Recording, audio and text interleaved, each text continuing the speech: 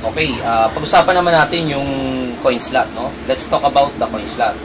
Sa coin slot, ng dalawang contestant natin si Korean brand and si Lebending brand, yung coin slot ni Korean brand is isa lang, no?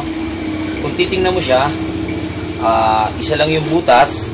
So naisip ko, pag kami naghulog dito at mali yung hinulog na pera, I think papasok na lang siya, hindi mo na makukuha. Kung ang gagawin mo, kakausapin mo siguro yung may-ari. So kay Lebending naman, dalawa, no?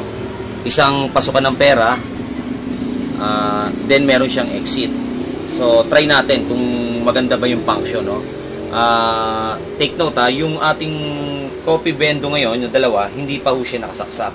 So testingin natin pagka naka-switch off parehas yung bendo machine natin. Okay, so for example, umaga, no, ka-open lang ng store mo, ngayon may batang pumunta, no. Yung batang pumunta, hindi niya alam naka-off yung machine. Example lang, tinulugan si Korean brand ng 5 pesos. So isang problema nakita ko sa kanya, tinatanggap niya yung pera kahit naka-off siya, no? Hindi siya nakasaksak sa kuryente. So pumapasok. Halimbawa naman, nagkamali yung maghulog. Hindi niya naintindihan na 5 piso. Hinulugan siya ng piso, no? Pumapasok din. 10 piso, try rin natin, Meron ako ritong coins na 10 pesos, no? Ihulog din natin. So pumapasok din.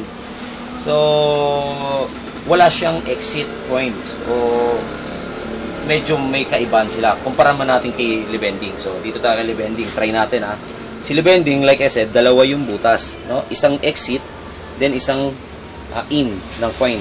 So try natin yung ginagamit sa kanya, 5 pesos, no? 5 pesos, ihulog natin. Kung papasinin mo, no,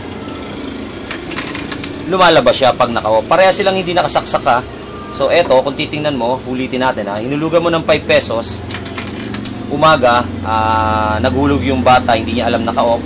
So hindi ka mamumroblema, hindi magrereklamo yung bata na kinain yung pera niya. Piso, 10 piso, try rin natin 10 piso.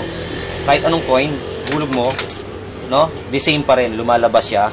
So pagdating sa opening ng store mo, hindi pa man mainit yan, naka-off pa yan, hindi ka magkakaroon ng problema, tingin ko kay Lebending, because meron siyang exit ng coin, no? So isang advantage na naman ni Lebending kay Korean brand.